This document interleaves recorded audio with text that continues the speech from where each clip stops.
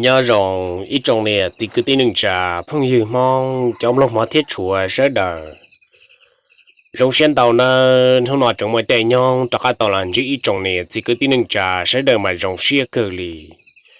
giờ lên đó lúc xưa hỏi tụi mình gì tận đây nó quên là thật cho ít ra nâng nâng tụt tu xia cơn gạo lì thia một lúm bề hạt bề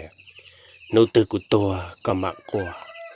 mà nhớ lại ra nó là có giấy ra tụt tụt xia làm tới internet gì xí lưu chập lần thâu là một cái chơi cái gì là thia mà nhớ lại ra nó là có giấy ra tụt xia thia tàu lưu cơn gạo lì thia trồng nó sẽ đỡ giờ lên đây quy là cho trời tan cho ít trồng nè thì cứ tin đừng trả phong dư mong trong lòng hóa thế chùa sẽ đỡ bây giờ sĩ trong lòng nhớ lại ra nó y mệt liệt dùng một gì tận đây nó sinh ra lịch thọ pi một chó tuổi trọ thọ sao sinh họ ya sao ya trồng trái thì trồng số ít chè một dòng trả thì trong lòng sẽ đỡ nhớ lại lúc xưa thọ pin đã chỉ cái khu nhiệt gì nó chỉ cái khu nhiệt gì xí lúc chập lợn này nữa ngay khu nhiệt gì của xí lúc hàng lì ngẫu luôn đang lò chỉ xí lúc lò thòng cái quần câu quần trong tới lò lợn thòng cái quần câu quần trong tới lò chỉ cái khu nhiệt gì nó ngay khu nhiệt gì của rồng công trâu rồng hàng thọ uống tờ chỉ nhớ lên tụ luận trâu chỉ nhớ tụ luận trâu một cần tờ đây là lợn thia nhớ trò sòng ót thia cậu ta làm ta nhớ trò sòng ót thia cậu tờ chỉ nhớ lên tụ luận trâu tờ một cần tờ đây chỉ cho sòng ba chiếc bay châu chi chiên tờ chỉ nó cú trọc cá lò mà nhớ lên sòng ót thia cậu tờ chỉ tụ luận câu nó nuôi nhong ta tọ mua liền đợi cậu bay sòng đó giờ thì cậu bay sòng tờ ta ta tỏ chơi và luận câu ta tỏ chơi chỉ là hậu tụ chế rồi và cái câu gì ta mà nhớ rồi lúc xưa thằng ta chỉ nhớ để tụi lần trâu nó giờ lò mà lò trong tận nữ isa thiệt cho nên phong dư nhớ trâu riêng hậu rõ hậu cho nên giờ lò chân tuần ta chỉ nhớ liền một cần tới đây thiệt tận tàu sống lại chỉ nhớ liền tụi lần câu nó nữa giờ chỉ bao nữa tụi lần trâu ta giờ chỉ bao tụi lần trâu ta luôn về thế chỉ bao tụi nâng chứ thằng nó bán những phong dân đó chỉ nhớ tàu hậu rẻ hậu rõ sư chỉ nên như bao rộng lại thiệt chỉ nhớ là tụi lần trong đó là chọn tụi trong đó nữ sa chỉ nhớ là nữa hai tiền tụi bỏ thì là lần câu thằng nó trên hai lên nó cho tụi lần câu đó chỉ tụi lần câu đó là của hai tiền nhưng mà của tụi bỏ thì ấy con này tụi bỏ thì là chỉ thằng nó tụi lần trong đó là tự tế cho tụi lần câu đó hai tiền nhưng mà của tụi bỏ thì chỉ lúc xưa thằng đó tự nông hai tiền lần câu có bắt tao mà tụi luôn nè thằng nó chỉ giờ nông lên nó cho nên tụi lần câu chỉ tụi lần câu đã giờ hai tiền ý chữ như nhau lò lên nó để tới chỉ tao mà tụi luôn liền chỉ thằng nó nên tụi lần trong đã giờ hai cho nữa hai tiền giờ chỉ tao mà nó bạc cả cú giờ có tua thằng nó chỉ giờ hai nó cho thiên này cú ấy tụi nên rồi rong câu cơ lý thế ta chỉ mà nè thế chỉ là giờ nhẹ nhớ lại tụi lần gì là giờ hậu giang thiên đó chỉ nhớ trong lúc xưa thằng đó tụi lần rau giờ tất cả tao hãy làm gì cho tụi lần gạo hạt tiền giờ hạt tiền cái chỉ xả lấy cho nó chỉ của các tu lần rau dọ chỉ nhớ lên nữa giờ hạt tiền ô lên đó là tao là mà ô lên đó là tao ấy giờ hạt tiền chỉ cái chỉ nhẹ cũ xưa giờ cái nhẹ cũ chỉ có những cái xe luôn chạy tao có số lúc xưa hết chỉ nhớ lên tụi lần gạo đã lấy giờ thả lù rong cơn gạo lấy thiết của tụi lần gạo rong lù cơn gạo mà nhớ trong lúc xưa thằng đó cho nên thật thà tại do rồi rong lọ tỏ này bị sống cái thằng đó lọ cho đồ cái đó lúc chạy lúc nhông sau đó tôi lần sau cho cái một cần đó nhớ trong đây là giờ thì tôi lần sau nữa một cần ở đây là nhớ liều quả cái dân lúc nâng cho cái lu xin nông mong rộng nhớ trong lúc sập tông cái mình có muốn đâu rồng thì chỉ ta lên đời nhỏ một chả là thôi nhưng tụ tọt can đó chế tụ lồng câu nó thiết tụ lồng trong cái cho cái lu rồng lu rụt tua chế nhỏ thầu tụ lồng trong đó nó một cần tới ta lò thì nó cứ chỉ ta họ lửa đã chịu qua thiên thì cho các là nhỏ trâu chứ hậu rõ sư chế nên là nhỏ trâu hậu là chế nên cứ làm mình đó tụ lồng câu nhỏ tạ lì của sĩ cho nó chậm mà nhỏ thiên nhỏ rồng thiên rồng cái giờ chỉ nhắc chỉ tụi nó câu giờ sư ta thấy bùa trái giả là đó lúc chế cho tụi nó rau chế thầu nó lo là tàu ít lúc lì tôi tọt can thở chế thầu nó chế nó thì lì tôi lòng câu là sẽ phải ngắn chỉ sao một liều vật tê chỉ sao một cam một nụ đi lận chế nhon đã nhá lì hòa tôi lòng câu sẽ phải ngắn trái hạt tiền nhá lì chặt tôi lòng câu thôi nên không mua mình nhỏ lại dù lì chặt chế thầu đó chế nhá lì hòa tôi lòng câu là thiết lì tao hạt tiền ô lì chặt ở bên hồ này nó đi cũng gần ta ra nó lại cũng chỉ sao một đợt chỉ là nhớ lại trái gì cũng mua mấy nhỏ là yêu lấy trả tao nó nhớ lại tụi lần trong đó thì lại tao đặt cái nhìn gì nè tiền chỉ chọn trái mà có tí giờ của tí giờ có lấy là giờ trong lấy trả là cũng như yêu có sư ít thật thật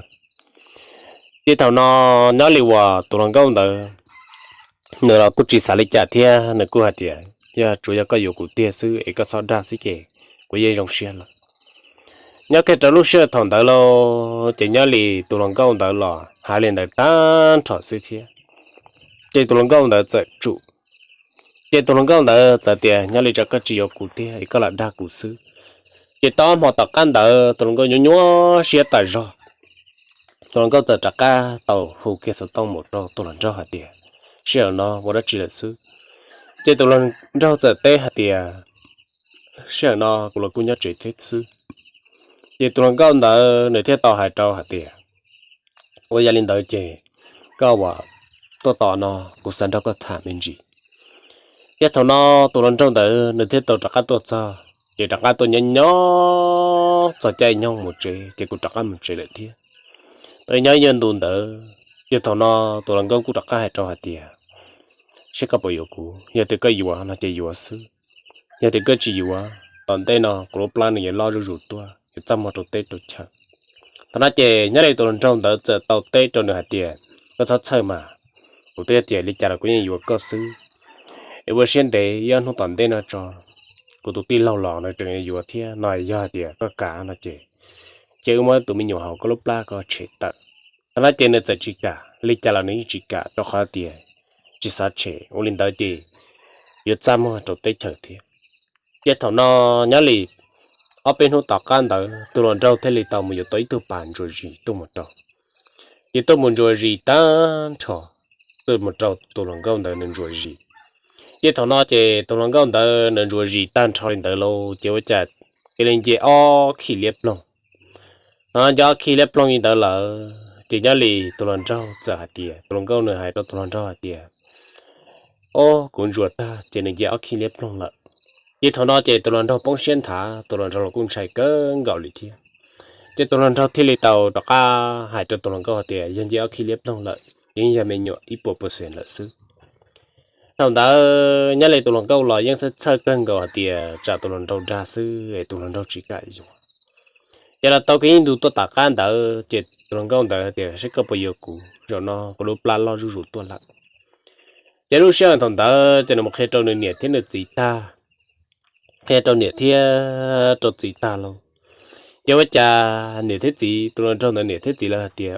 chỉ niệm mong được một quầy giang tại sao đi, một quầy giang thế cho nhẹ, ấy giờ tiền giờ tao là chỉ muốn nhẹ phi chuột, chỉ muốn chơi phi chuột đó cơ, để có lúc năng giờ cho nhẹ sợ căng hẳn, ấy giờ tiền chỉ xài lịch cha nó có một gì nữa xe nữa bọc cả, ấy giờ chua mình đào sư thầu trận mê nó. chỉ lúc sau thằng đó chỉ nhớ đi tụi lần trong đó nên thiết ra các tàu tụi mình gì nên tụi lần có hạt tiền có tụi tin lâu lọ ta tạm bao nhiêu bao nhiêu thia ấy giờ thì cái chỉ xài đi chăn đó chỉ chữ mất tụi mình nhiều chế tạo ấy giờ thì thầu chế tạo là chỉ trắc ca một cái vấn đề là cô dùng mình gì tôi giờ tạm đây giờ xong tạm đây nó giờ thì tin lâu đó nữa hay bao nhiêu ta là cứ mà li hay tao ca là chỉ li tao nói chế lý chăn là nó chỉ cả chế tao nó sập lỗ lại tiệt lâu tụi lần trong cái nhớ lại tụi lần trong đã nửa tiệt lý cho là có chỉ cả chứ vô là vô cái này chắc một chế lại xứ nó chỉ cho tụi lần có một lý thế tao on mòn đã tụi lần trong chỉ lý chỉ tôi sai nửa lý lặng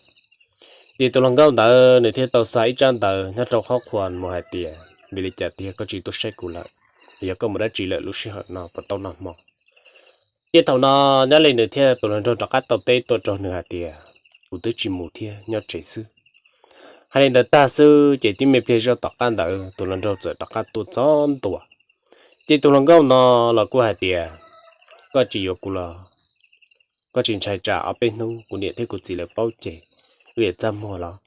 chỉ thằng nó tụi lần đầu đỡ thế xa tụi lần đầu để thế tiểu linh nó là mà giờ cái lý do nó chỉ vô là cùi vô chỉ thằng nó chỉ của trắc cá mà hai trong của địa thế của chỉ là xe là giờ hai lý trả cho chỉ lúc xưa đó chỉ nhớ liền được thiết tàu trắc cá mù đó nữa tàu trắc cá một số đồ cái tàu ba tàu chơi lại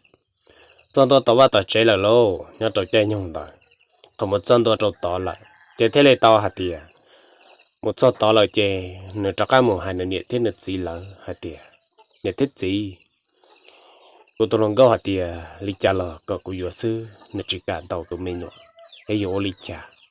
nhưng không có đó là lấy cho nhảy cái gạo lý thiệt ấy giờ tao lo lấy chúng mình nhục pi cha nâng pi chuột chúng mình chơi pi chuột trụ cũng chơi cũng lúc này cho nhảy hàng tao nói chơi tôi là gì thế lên bao tải hàng tôi là gì thế lên hạt tiền dùng tròn trai dùng một quay dùng chơi trả nó thắt lọt sẽ sáng cái chi giờ chú chua lò lại sự thôi chừng ba tôi nhớ chia nhớ chú bên luôn tao tao nói chơi cho tôi nhớ tin lâu là tôi nhớ tin lâu của nhớ xuyên chùa sư chơi tôi nhớ tin lâu mình dễ nhớ tin lâu tụi lòng gấu giờ cô mất tụi mình nhớ chết tao lại giờ tí lâu cô muốn nhớ cái mà tụi tí lâu tụi nhìn nó nhớ tụi tao này tay gì chơi giờ cô làm mới nhớ tụi tí lâu tại tụi lòng gấu chỉ nhớ rồi lì tụi tao này tay thế giờ tí lâu chơi chỉ muốn nói bảo kia lì đâu ta là lần cái cô trắc áo quần gấu quần đâu rồi này cô đuổi thia quần gấu quần đâu rồi này cô giờ thằng nó tụi nhớ cứ đỡ chỉ là vừa tao này tụi lòng gấu hậu rõ hậu thời giờ tao tụi lòng gấu hậu rõ hậu là giờ tao một số vài giờ chơi đâu chỉ thằng nó nếu mà li piti ở phe cho nên tụ lòng gấu chưa phe cho nên tụ lòng gấu thì chỉ lúc nửa kia li chỉ nhỏ mấy nôn đỡ nửa giờ một giờ tụ tọt ít tọt kì cho nên giờ hai cho nên tụ bắt nè hạt tiền có nè có lại là giờ tao cũng sư ấy giờ xin nó có bắt tao cho cũng bự ít ra cứ bắt tao còn vậy để bà li ấy chế là gì vậy từ cái草sư ấy chỉว่าlà tên năng tê cha yếu lâu tuổi trên xe là yếu cả ta kỹ ta chạy là yếu cả thầu lúc trắng sư ấy tê rõ lúc chết tận đây nó yêu mình nhỏ ta chỉ có một cái kỹ tự ấy cũng một cái kỹ mù chữ nhiều mù nhẹ nữa chỉ lúc sau đã chỉ nhớ lại được tụi bọn này tu xuyên trò tụi bọn này thì hạt tiền bây giờ có tụi bao hạt tiền có chỉ yếu tao cụ tiền có chỉ lúc cũng một ít gì ấy thầu ôn đó có chỉ sao là thà cũ có tới tỷ lệ trả là có nhiều sư có giờ cụ tu cụ giờ có lì lợi ấy trả lý trả là có nhiều cụ sư ấy trả nó nào có hai lý có tu cụ thầu u có tới mà cụ không cụ tới chỉ mua cho ấy tu lần rau lì lợi ấy thế là một cái menu ấy thế là nhiều có ấy trả nó có chẳng hai lý có sư chế thằng đó chế nhớ lên nữa cụ hạt tiền chế là sử dụng được cái草sư chỉ có là tên lẩu là một lâu mình tu đây là vô cả ta xứ đây là vô tên lẩu bên một lô can nó là cái chỉ tông ra bên nó ở bên nó tiền xe bên chỉ tông nó công trụ nó chỉ nên có hai lần nó trong nửa tụ quan điện đa nó nếu có hai lần nó trong nửa tụ quan điện thì chỉ có vậy ra tụ tú sẽ cân gầu lì hai lần nó ta cho trong nửa quan điện thì đi quan điện là nửa quan điện có hạt tiền nhớ đợi có xứ ấy có lì trả lại là cũng giàu xe giải tỏa tí xí ấy cũng mua sữa là trong cuốn thì cũng gì lỡ ấy sẽ là hà lý trả cái thằng nó nhớ lên được tụi gì đó chỉ để cho nó trách tiệt là một khu kia có chỉ không khai để thiết gì lỡ đi nữa giờ thì có trở khai để thiết gì lỡ thế mà có ma sinh ta nói để để thiết tiệt có tới chỉ lúc của này có tiệt là do cụ có ta cái sầu sư ấy có tới chỉ lúc cũ ấy có giờ lại do cụ là nhau chỉ tao cũng có bự công ý lúc ra chỉ tao vậy để bạc ấy có lại yếu sư ấy có yếu của tôi đã chỉ chả có chỉ chơi cũng thằng của này cũng chỉ là nhau ấy bên mà lại siêu bao sơn à thằng nó chơi này chỉ đi tết kia này nó trong địa chỉ thì chỉ nhớ lên địa chỉ là chỉ đi chỉ bỏ cao đi trả liền nó nữa chỉ đi chỉ bỏ cao trả liền lô địa chỉ à cho nên chỉ ta chỉ đi chân tiền trong tờ sư tiền cái cũng một lần thế chỉ quá tới đủ là trong tờ can tờ chỉ là trong tờ trong xong ở trên cột bao trong tờ trong xong ở trên cột bao đã lần ta chỉ muốn hai là chỉ lúc chạy lúc nhông đó là cũng để lòng là lợi nhân đủ lợi thiệt tiền cái cú sĩ yếu là yêu tao tụi mình nhận được ta chỉ nhớ là tụi chỉ là cú chỉ lúc tụi nhẹ thì tiền lâu chỉ lúc tụi nhẹ là thì tiền chỉ với cha nhỏ toàn giáo sư ấy tự trắc mấy tụi mình nhỏ nhớ đầu lúc la lại thiệt toàn giáo tự trắc mấy tụi chỉ thầu nó tụi chỉ đâu chấp hành trẻ tiền tụi mình nhỏ học có mong khơi có họ tự lão sư ấy tự chỉ cú tụ cú chỉ làm bao chỉ thầu đó nhớ lên tụi bọn nhẹ là cũng bao tờ thiệt cú rong lúc chữ gì chỉ là cú hạt tiền giờ cũng mong khơi họ tự lão ấy có bọc của mình trong lần từ bự ấy lên từ tuần học của bự mua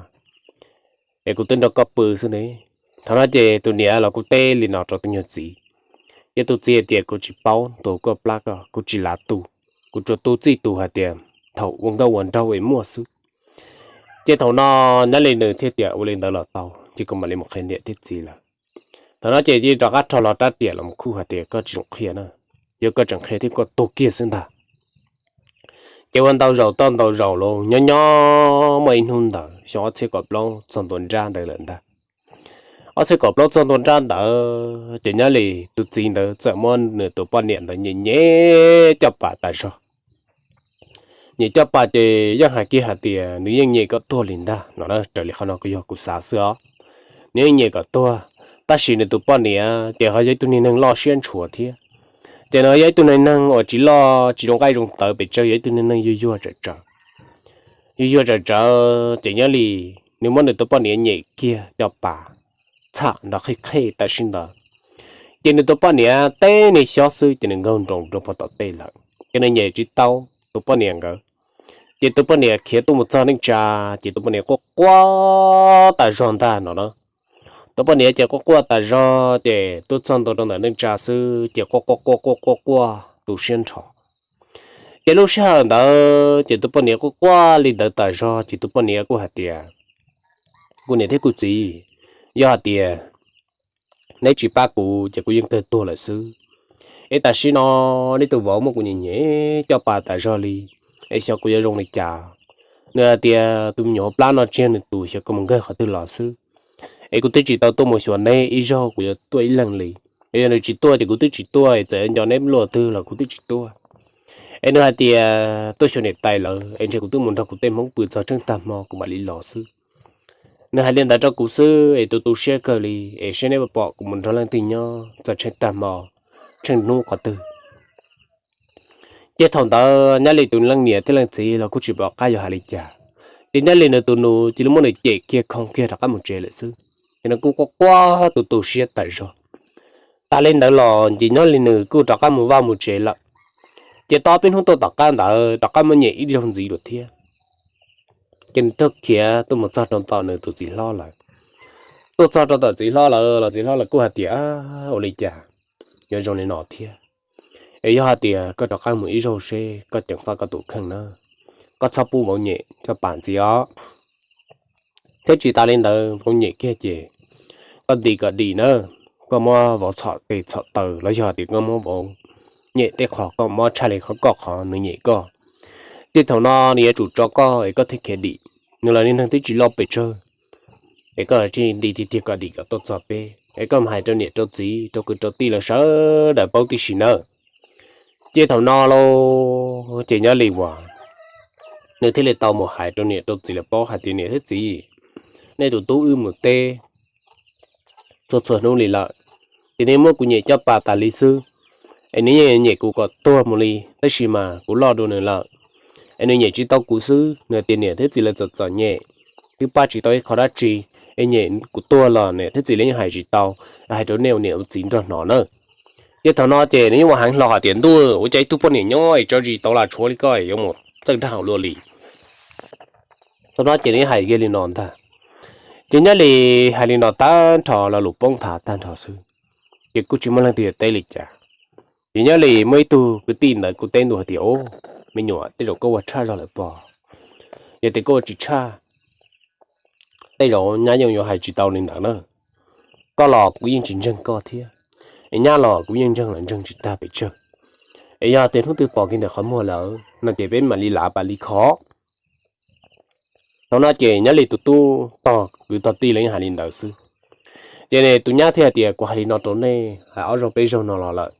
nó này hai linh cô sư ấy giờ thì cú nho nó là cú nho hoặc cú chỉ nho là cú một cú năng cú trả nữa để lúc sau đã nhớ lì hòa nhà thiên cha chạy chắc là muốn liều một tây đồ lợn một tây tối nhân tụ tôi tọt can tờ chỉ nhớ lì nếu theo lại tao hạt tiền các gì chắc là một số con nhện lấy rồi nhân gió là cơ lì thôi nó tụ bao nhiêu nữa tay lên tờ thì tụ chỉ lấy tiền dọn thong chỉ mua là mà cái chim mua kia là cơ mua em mua đã đến rồi khó qua cả hú mù nữa nó chạy đi nọ tồn ta nó nữa giờ giờ hai lô mò mò tụ bao nhiêu xe tại rồi thì tụ bao nhiêu của ta có gì chỉ mua là lô trong có hai lì lọ bây giờ quay có đầu tư chỉ có hai lì có sư giờ có hai cụ đầu tư nó chỉ có yêu có cụ hút tua tại sinh tới sư yêu lì chả giờ thầu nó nhớ lì tụ gì thì để cụ lì cụ chia năng chơi xá lì có à cụ lì cụ chia năng chơi xá chơi cho cụ yên hai đứa con là nè hai tia có là yếu tố cụ chuyện chơi các chủ yếu từ đệ sư em biết một lọ khăn nó là cái chỉ tao nó em biết chỉ tao nó công chủ chỉ tao công võ ít đại bạ nó này chỉ tao công sa bự lì em có chuyện cho cá là lo nó để tụt gì chỉ là hai cái đó cho nửa tụt bao nhiêu chỉ tụt bao nhiêu là cô tụt tu sẽ tại rồi chỉ bảo cái gì hai lít chả chỉ tụt bao nhiêu là được cô hai tia liên tục mà cái gì chỉ với chả mà tối nhân tụt tôi tạo cá nó sẽ luôn năng nhận sau lít chả nó chỉ tụt bao nhiêu cô tạo cá hay làm gì hai tia uli cái gì em nó từ của tôi có bỏ qua nó chỉ hai lít non ta rồi nó chỉ tụt bao nhiêu cô ở rong tại rồi cho tụt gì ở rong chắp lại liền ở rong trong tụt gì chỉ tụt gì cũng một thật tha luận câu lăng tỏ lăng bền gì trong gì hả thà một số lúc rồi nó là lúc rồi nó hạt tiền đua vô lấy trả có tụt bao nhiêu tạt chế chơi rong câu trà bên tổng bao ấy có tụt chỉ lu ấy biết tụt nè đã tụt phải bền câu sư bây giờ có bao nhiêu nó tụt một thả bé có chỉ trăm hoặc có tụt bao nhiêu là thằng nó chỉ nhớ lì hạt tiền đua cũng đi bao nhiêu tới trong linh tới sư ấy nên nè khoa thì rong câu đi tu nè rong câu lên nè đã rõ có chùa là giờ tiền thì lia đại chùa sư ấy cũng tới chỉ nhẹ liền ấy tiền điện hút tụt một thả liền nó thấu đấy na cũng tụt bao nhiêu đấy na cũng tới chỉ tao yêu anh nè tại là một chọt trong cùi yêu sư nè chỉ để ta đã lên đó đầu tiên lồng câu là thiên lô chỉ lồng câu là của hạt tiền đi đó là tiếc có tụ lại chỉ yêu là mà lý trả là cái chi phí lưu sư chỉ nên cũng chơi tràn đầu dạ chỉ có chơi lồng câu cu là thả nữa lâu chơi lâu nhông lâu nút lâu mò một qua lòn tớ chỉ nhớ liều à nên tận đó bao nhiêu đồ thiệt giờ cái tí là nó cũng chỉ khó giờ nó cũng tụi một giờ tập bó bị nâng trà là nhớ tao rộn tớ chỉ ngã lo ít thuộc lòng một tàu tê cử bị tê thì tụi bao nhiêu nó cũng thấy kia trong sam ba mò cưng ngầu giờ thì trong lúc to hầu trên xe tư xa lộn là giờ thì tôi ít chỉ cho khán đỡ lắm giờ thằng nó đòi ít tê lên đỡ thì tụi bao nhiêu thấy tao còn tụi bao nhiêu thì lòng kia mà đỡ mà thiên người hà giờ thằng nó tụi bao nhiêu thì lòng kia lâu chỉ nên yêu lòng tụi cứ tụi một tí lâu lú đùa ta chỉ mà rong li cú trâu to rồi trâu bao tử thằng ngày to lại chỉ rong li cú chỉ mau bể chơi ô tiệt kia còn đi xe thằng này chỉ nên cú tiệt kia đi plug lại ô tiệt kia đi plug là lâu nhớ trâu lúc sợ thằng ta quá tiệt kia đi plug ta làm một giờ là một chân đó cho tao nó chỉ chú yang gà lò tiệt khỏi mỏ nhưng ngầu na trò sư hà tiệt mũi chỉ chơi plug chỉ tao nó tôi chụp lại tôi cho cái lo chỉ linh dây lo chơi kiểu ta tỏ trong đó lúc xưa hợp thọ lâu mỏng rồi giờ bên một tầng tầng ta chỉ linh dây lo chơi đó tôi một cho rồi kia cho bảo vệ từ tí lo nó để cần cầu đi thằng nó tôi chân đó cho bảo vệ chỉ nó công ty kia chơi nữa mà có qua rồi từ tí lo hả tiệt thì lo cũng làm món này ta nó sư thì cũng tiếp tục nó đầu rộng đã cũng này thiết cũng gì là lợi là của tôi đã trở lên chỉ ba củ lì thia ấy của tôi sẽ có bảo ba củ rộng nó bây giờ thì có chỉ ba củ thia chỉ tới rau nó cũng muốn gì cũng chỉ tôi rộng gì lợ ấy cũng muốn cho tiền rong lì trả thì của linh đạo một lần xưa ấy để sao tu sửa thia để thắc qua sân giàu của lợ chế thằng nó được giờ tao hai nó trong ta nó chế này là của tụi tôi sửa cân gạo cô anh gì liền gì hay chỉ tới lo lồng gì liền lúc xưa hẳn đó thằng nó có qua tu xuyên tròn tới ta chỉ lo thiệt tao nông y tao rủa tiểu lịch trả tiền cho nên thiết tao khi hạ bồn gì lụt tan trò cho thằng nó lại thiết tao cho xó một cho tù vào hạt tiền ô mẹ vào bên một lụt san tao cắt thả và thiết chỉ xí hay thì có yếu tua sư lì mà nhớ cho thằng đó mà lên trường qua đánh đỡ mù sư nó đó qua đánh đỡ mù sư chỉ một chỉ cho hú sợ tông mù là một chỉ cho thằng nó hải ta đâu nè đâu gì là chỉ tua chỉ là thiết tàu cho cá một trời kia hạt tiền sẽ bắt tua là chỉ tua xin ta chỉ lúc xưa hồi thằng đó chỉ thiết là tàu tua nó đó như thiết tàu tua luôn tôi chọn tua kia chỉ tua bao nhiêu chỗ lưu liệt cái cho cá chỉ là chỉ chẳng hạt tiền mua ra chỉ biết mà xí khó cho sao mà ổn có sao mà sẽ cú bây giờ ya nói to lù sư bây giờ nó to lù chỉ bây cú chính chân ta xin hôm nó bây giờ nó còn nó ở xe đến đây thằng nó chỉ là nó chạy ta chỉ không đợi chỉ là khó ý nó chỉ là nhìn giờ trông giờ to luôn chỉ như vòng nó to thọ bể ta thằng nó chỉ là một chỉ là cô rồi rong tại rồi thì rồi nó nè lo tới chỉ lo cũng chắc cam ấy giờ thì cũng muốn giờ cũng đi chứ cũng đi nữa mà cũng chỉ đi chứ tới đâu cũng chỉ đi ấy tụi nâng nó chỉ nên thọ ta là này cho lại cố sư là lót tay hạt tiền cô đang chỉ những cố xia ấy cô đi chỉ những con xe xưa này lo thằng nó chỉ hay lên nó cho này lo thế chỉ lo người ta chọn chỉ nhớ thì người nữa là cô ta rồng một lần sư chơi rồng ta nó mù chè nó mù cho chè cho nên tụi chị hạt tiền tụi mình nhận được có chỉ có tụi cái chỉ kiếm yêu phụ tao rồng sư thằng là yêu hỗ trợ nó đó thằng nó chỉ hay nó đó nó sau chạy chuột tụi một tụi bọn nè thì tụi bọn nè có tại do cái thằng đó tụi bọn nè cũng đặt hạt tiền ô lên tới nó từ của tôi có mặt qua giờ thì nó từ của tôi hay có sắc qua giờ lúc xưa đó tụi bọn nè tụi xe giờ tụi bọn nè nó cũng khiêm một lần nếu tao kia tập là tụi chị nó thay chơi một lần luôn chỉ tụi chị là có chuyện gì đi theo tụi plot on luôn là chỉ tụi chị nó mà đi tuần chuyện cho bọn đã nâng trà tụi cho bé gì lo từ cái tiền là sao đó là chỉ bỏ tụi bọn này kia đi chỉ lúc sau đó cho tụi là chỉ bỏ cho tụi là chỉ bỏ tiền mà đi mua tiền chỉ bỏ đi là nó sẽ nhớ tụi họ tụi đi là chỉ thằng nó chẳng tiền hơn tụi mù và tụi mù gì yếu không mua không đủ tụi nó để sẽ bỏ lão tôi cho những chỉ bỏ cái này cái thằng nó nè tại lấy xí cha sợ tông đầu tiền chỉ có tàu sư giờ tiền chỉ tàu chỉ mỗi hậu rồi có nó xưng ta thằng nó chỉ là hai li nó thế luôn chỉ nhua xí cơn gò cho nên chỉ là tàu bây giờ nó đợi con trẻ tàu chỉ to lại nó một to là lâu nhớ cho lúc xí hợp thằng đó nó một to là lâu tí làm mấy nhựa tí ở yêu là chuyện to lại thế cho nên to là tí tía ít thôi này lo xí trong con xe ít to là anh thấy ít phồng xài đó này tụi rong câu chấp là cho nên bây giờ tụi chỉ lúc này để người sẽ chỉ sẽ khi một tuổi nhớ tụi hai rong hai chua rồi mình cam mình chọn nó ta chỉ tụi chỉ không nên chỉ tàu cho nên cũng chẳng chuyên trả cho tụi tí xí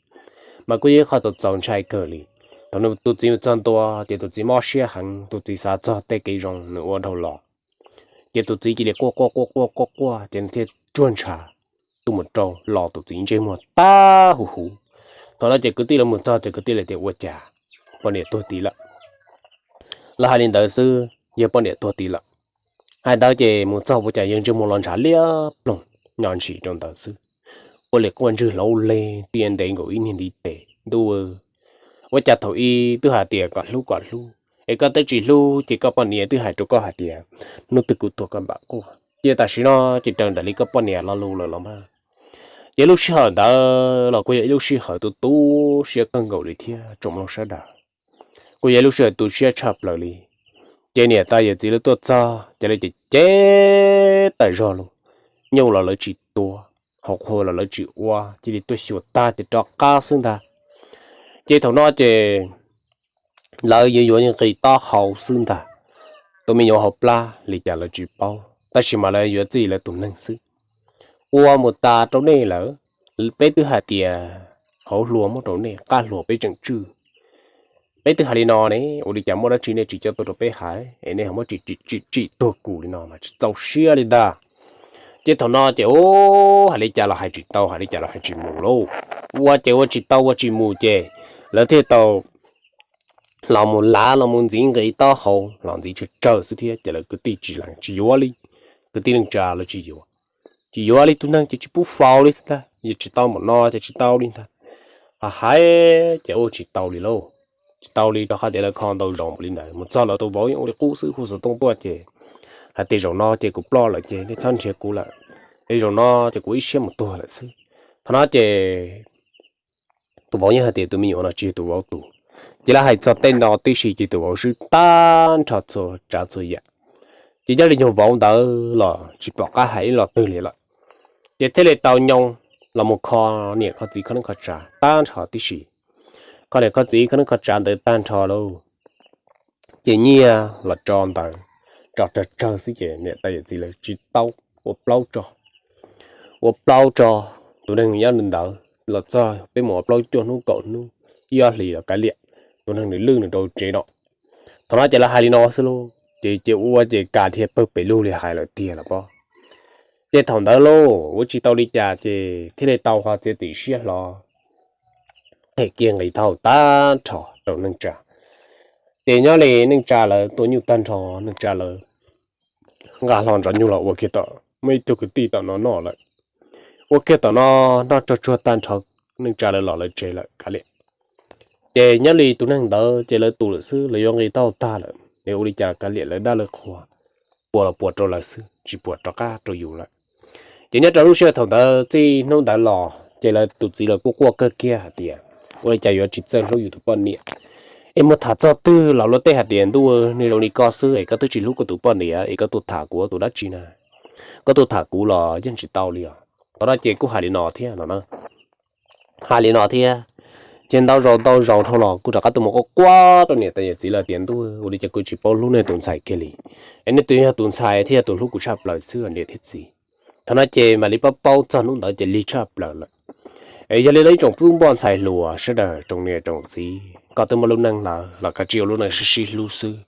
thì chỉ nhau cả lúc năng nhớ trồng tiền nó ấy giờ thì có tụi bọn nè trộn chùa có tụi gì trộn chùa ấy nãy cứ tụi mày sư là để ăn hàng tiểu tàu lại có nè có cứ tàu lại tụi gì là chùa thì có gì có cứ tàu lại hai là lúa rong mua xiên thả đâu mà này thì là giờ rong lúa xiên chập lại ấy giờ lấy đấy trong nè gì cứ tin trà sau đời của chúng nó thật là trò chơi thì nó sư ấy bên mà lại xí chảo không nổi nhá trâu ra chia dùng một gì toàn đây nó ấy xe nhà để ra dùng gì toàn đây nó bây giờ mất thả tàu giờ trả lại thôi ra sau đó rồi trả thiệt trong nó sẽ đợi giờ lên ta sẽ đợi nhớ rằng bên mà lấy sinh chỉ đùa sư